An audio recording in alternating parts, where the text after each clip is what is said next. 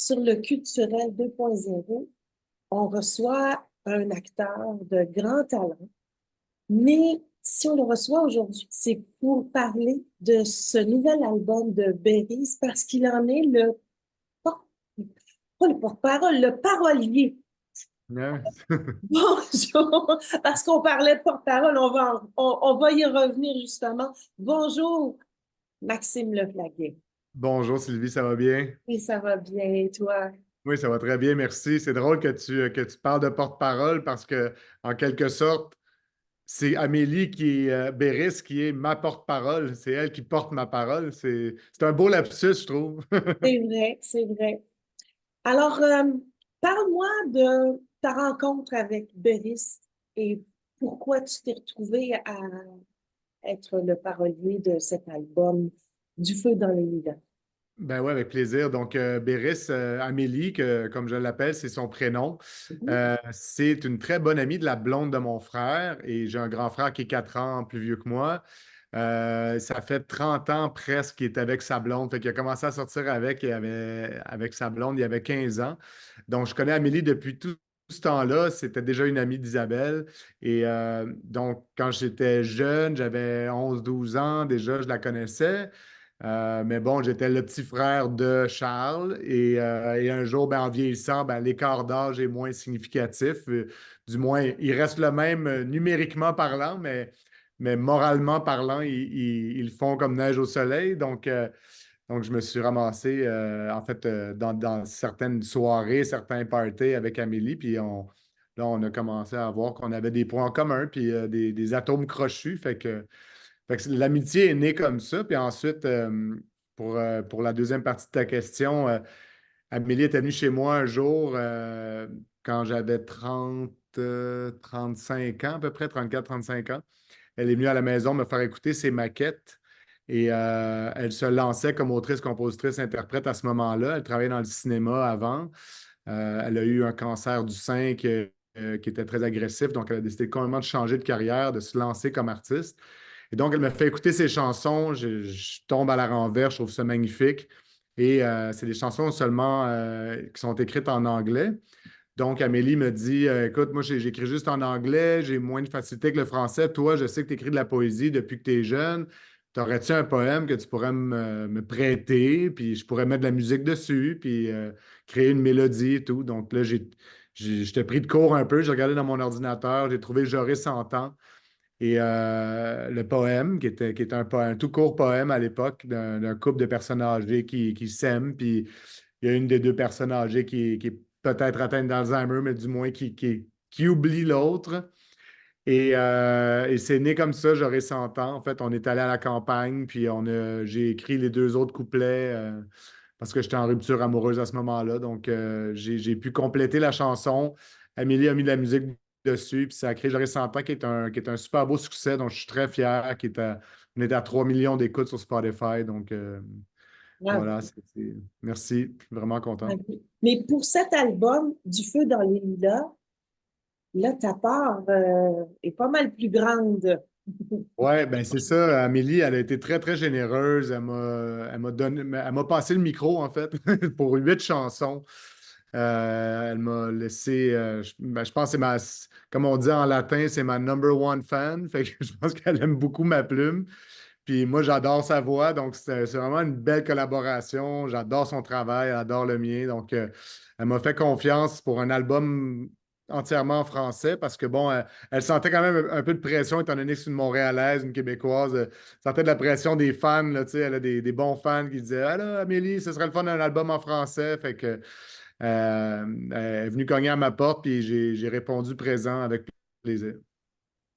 Et puis là, comme ce sont tes textes, ce sont des sujets qui te touchent vraiment très personnellement.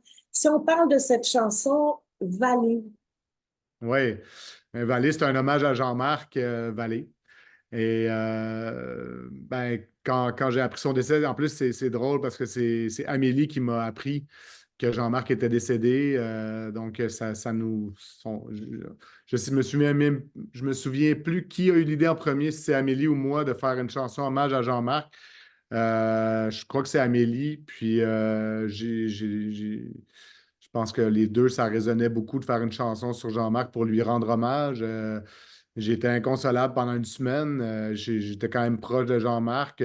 Bon, on ne soupait pas ensemble toutes les semaines, mais euh, quand j'avais commencé à réaliser des courts-métrages, il m'avait donné des conseils pour le montage. Tu sais, j'avais envoyé mon film, tout ça. Puis Amélie, elle a travaillé pour Jean-Marc pendant longtemps. Fait que, elle faisait les effets visuels pour ses séries télé, ses films, tout ça. Donc, elle travaillait pour la boîte, du moins, qui faisait les effets visuels. Et donc, elle s'était liée d'amitié avec Jean-Marc. Donc, on a perdu un grand artiste, mais un ami puis quelqu'un de très bien. Donc, ça nous a vraiment attristés. Et cette chanson, Mumsy, Ouais, ben Momzy, c'est la mère de ma mère, en fait, qu'on a perdue pendant la pandémie et qui est pas morte de la COVID, mais qui est morte de sa belle mort de vieillesse à 94, si je ne me trompe pas, 93. Non, un petit peu moins. Elle est née en 24, puis la pandémie. Non, elle est née. Attendez un peu, là. 24 ou. Ouais, elle est née en 24. Ouais, elle est morte 92, 93 ans, là. C'est quand même un âge vénérable. Je l'aimais beaucoup, j'étais très proche d'elle, donc ça a été difficile de la perdre en temps de pandémie parce que, bon, on ne pouvait pas, comme plusieurs d'entre vous le savez, là, on ne pouvait pas avoir accès aux gens, donc c'était vraiment une période très, très tough. Puis il n'y a pas eu de funérailles pour ma grand-mère, puis ça a été dur un dur coup pour la famille. Donc, mais cette chanson-là, je dois le dire, parce qu'Amélie, quand on est en entrevue ensemble, elle le dit, c'est que j'avais écrit cette chanson-là il y a longtemps, avant la mort de ma grand-mère, puis on a réussi, Amélie avait fait une maquette, ou du moins une version, un rough mix, puis on lui avait envoyé à ma grand-mère, donc elle avait entendu avant de mourir, puis c'est pour ça que je suis assez content. Elle lui et rendait puis, hommage aussi, c'est une femme qui a tout un vécu. Ouais. et puis naturellement, il faut parler de la chanson Le Phare, Ben ouais. une histoire assez spéciale que j'ai lue, mais j'aimerais que tu la Ouais. racontes. Ben oui, je vais te raconter ça. En fait, j'avais une session d'écriture avec Amélie. On avait déjà écrit 7 chansons. On en voulait une huitième pour l'album. Avec les deux interludes, ça nous donnait 10 titres. On aimait bien ça.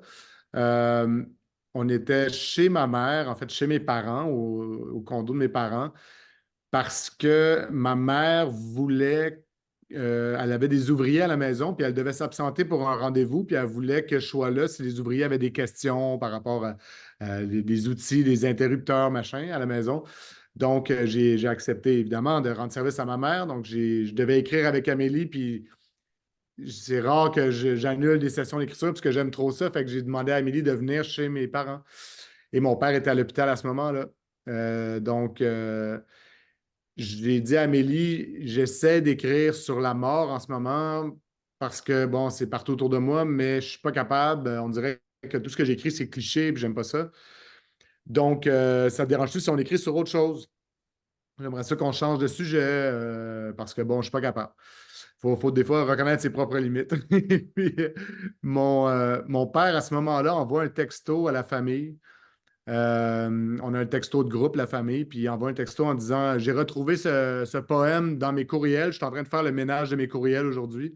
J'ai retrouvé ce poème de Maxime, très beau, Max, bravo.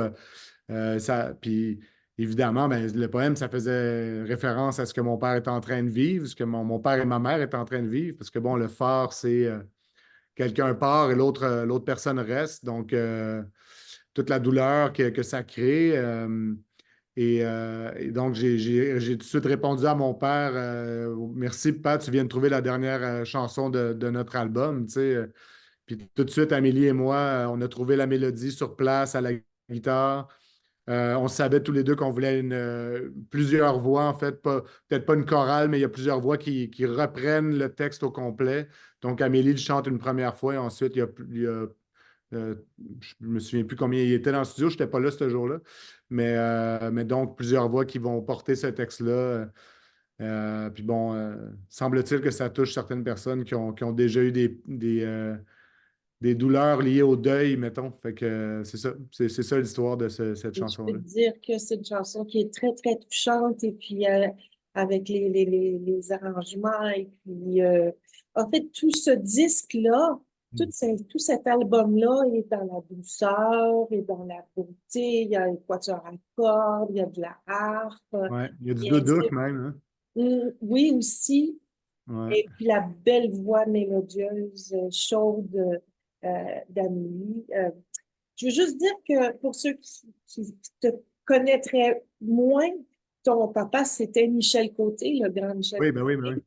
T'as Et raison. C'est vrai, il y le a des gens qui savent flaguait pas. ta maman. Oui.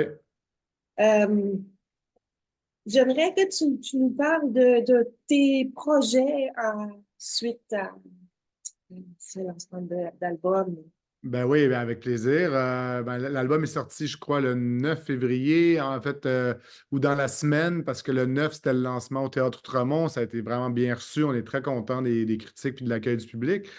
Puis parallèlement à ça, ben, j'ai joué dans Les Belles Sœurs, qui est réalisé par René Richard Cyr, produit par Denise Robert et qui va sortir, je crois, au mois de juin ou juillet cet été. Soyez à l'affût. Je joue le pimp de la Maine, le célèbre Johnny. Donc, c'est un petit rôle, mais c'est un personnage important dans le film. Donc, j'ai eu beaucoup de plaisir à faire ça. Sinon, je vais tourner, ben, je tourne en ce moment dans Cérébrum, qui est une série réalisée par Guy Edouin, produite par Sphère Média. Je suis très content de jouer là-dedans. C'est avec Christine Beaulieu et François Papineau qui ont les personnages principaux. Je joue le rôle de Harold, qui est un poffin. Donc, ceux qui seraient curieux de me voir dans un rôle de poffin, regardez ça. Puis sinon, ben, je joue aussi dans Deux femmes en or. C'est la reprise du célèbre film des années 70 sur l'émancipation de la libido féminine. Mhm. Et voilà, donc avec Laurence Leboeuf, Karine Gontier-Heinemann, réalisé par Chloé Robichaud. Et on a beaucoup, beaucoup de plaisir à tourner ça ensemble. On a des bons fous rires. C'est écrit par Catherine Léger. C'est très, très bien écrit. Et tu parlais tout à l'heure de porte-parole, mais toi aussi, tu es demandé comme porte-parole et tu es porte-parole de plusieurs. Parle-nous de ça un petit peu. Ben oui, jusqu'à tout récemment, j'étais porte-parole de la Maison Oxygène, qui est un organisme qui vient en aide aux papas dans le besoin. Là, on m'a libéré de mes fonctions parce que je crois qu'ils ont changé de directeur puis ils voulaient faire peau neuve, puis je trouve ça bien correct. Ça me libère un peu de temps pour être porte-parole pour d'autres causes, dont la trisomie 21, donc la course pour la trisomie 21. Je suis porte-parole depuis 10 ans maintenant. Super bel événement au Parc Maisonneuve à la fin du mois d'août. Je n'ai pas encore la date, mais soyez à l'affût aussi pour ça. Si vous avez des enfants qui ont la trisomie 21, ou si vous connaissez des gens qui veulent venir courir, encourager la cause, là, on vous accueille avec plaisir. Il y a souvent des musiciens, il y a des artistes qui viennent chanter, il y a toutes sortes d'activités, il y a un gros barbecue. Fait que c'est bien le fun. Il y a des mascottes aussi pour les kids. Que ça vous touche de près ou de loin, vous pouvez venir courir. Puis sinon, ben, je porte-parole pour le cancer testiculaire Canada. J'ai deux amis proches qui ont eu le cancer testiculaire. Ils m'ont demandé il y a aussi à peu près une dizaine d'années de m'impliquer pour la cause. Donc, j'ai accepté avec plaisir de faire ça. Voilà. Fait que c'est pas mal ça pour l'instant, ce que je fais, Sylvie. Je vais mettre.